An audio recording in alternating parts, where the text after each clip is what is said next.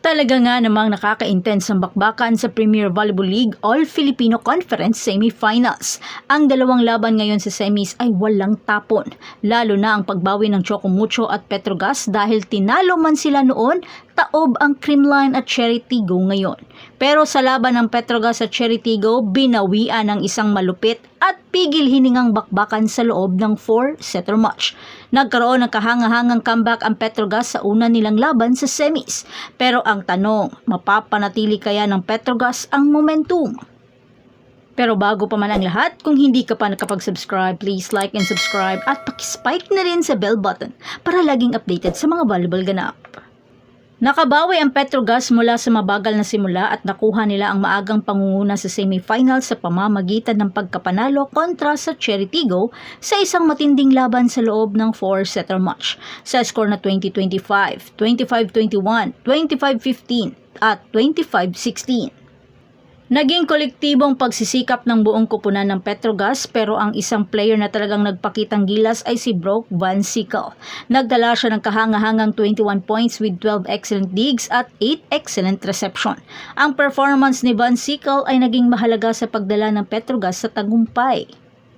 Dahil sa panalong ito, nangunguna na ngayon ang Petrogas sa standing kasama ang Chocomucho. Pareho silang may isang panalong record, ngunit kumita ng 3 puntos ang Petrogas mula sa laban samantalang 2 puntos lang ang nakuha ng Chocomucho dahil sa kanilang panalo na umabot sa 5 set.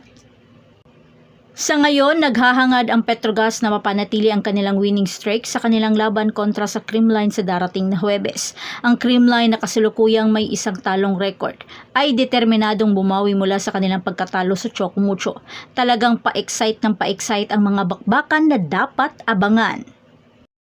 Bukod kay Brock Van Sickle, ipinakita rin ni Aiza Puntillas ang kanyang kahusayan sa loob ng court na may 18 points at nagkaroon ng malaking impact si MJ Phillips na may 16 points. Nag-contribute rin si Jonas Sabete at Remy Palma sa tagumpay ng kupunan na may 13 at 10 points. Sa kabilang banda, nagkaroon ng pagkabigo ang Cherry Tigo sa labang ito at bumaba sila na may isang talong record sa tournament. Namuno si Ea Laure sa koponan na may 15 points kahit na may injury ito sa kanyang kanang pinky finger. Pero nagtulong-tulong din sina Aragalang na may 10 points. Magkakaroon ng pagkakataon ang Cherry Tigo na bumawi sa kanilang susunod na laban kontra sa Chocomucho na matagumpay na napataob ang sister team nila na Creamline sa loob ng 5-setter match. At mahalagang laban ito para sa Cherry Tigo upang mabawi nila ang kumpiyansa para sa mga nalalabing laban sa semifinals. At iyan ang lahat para sa ating update sa Premier Volleyball League All-Filipino Conference. Siguraduhin na manood kayo sa susunod na laban ng Petrogas kontra sa Creamline at ang Cherry Tigo naman kontra sa Chocomucho. Huwag kalimutan mag-like sa video na ito at mag-subscribe sa ating channel para sa iba pang mga sports updates. Maraming salamat sa panonood at magkita-kita tayo sa susunod na video. Ano na naman? Si Video na naman! Guys, tingnan niyo yung bag ni Buding. Ayan. Morning, boss! Yan yung bag niya. Bakit ganyan yung bag mo? Lala, Para everyday iba-iba, no? ganyan lang yan everyday. Consistent yan. Iba-iba, may eco bag. Ay, oo. Siyempre, pag madaming dala, eco bag. Pag konti lang, ganyan lang yung plastic, no? Oo. Ayan ang bag ni Buding. Kumpara niya naman sa bag ni EJ. Maleta. Si Buding naka-plastic.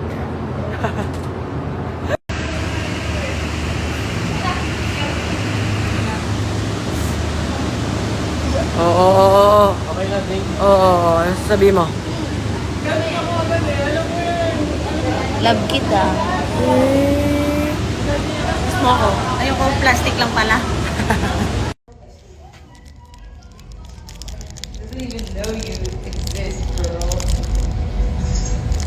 Ito nga isang pinaka-flex sa life ko. Kailan na kami.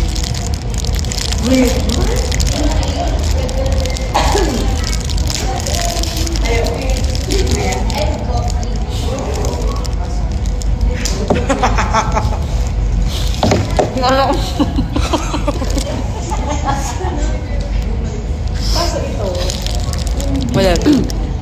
Bawal tumawa.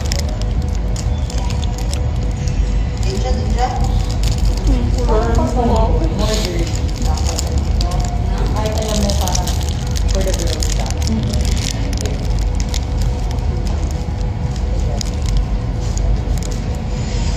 Uy naman sila tayong dalawa.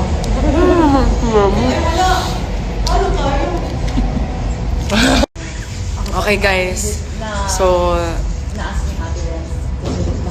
what?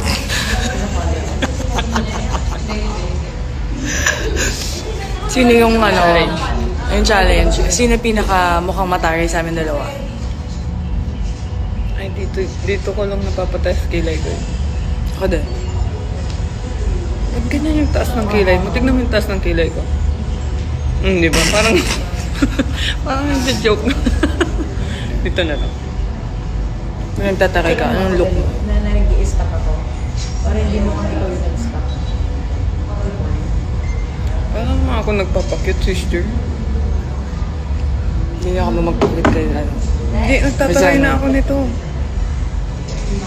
Tataray ka na niyan? Mukhang totoong paloto. Ayusin mo. Ano ba? Ang ganda mo naman, sis. Sabay ka mamaya. Sabay ka mamaya. Part 2. Part 3.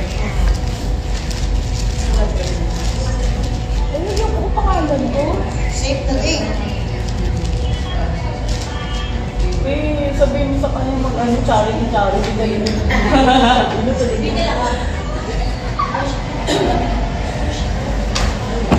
Di ba? Sabi ka mo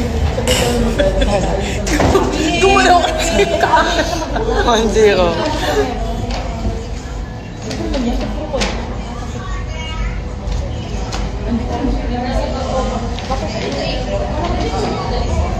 naghahanap siya ng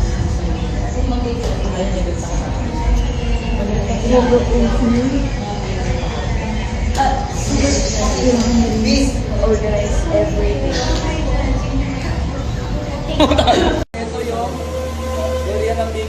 May tanong sa iyo ako.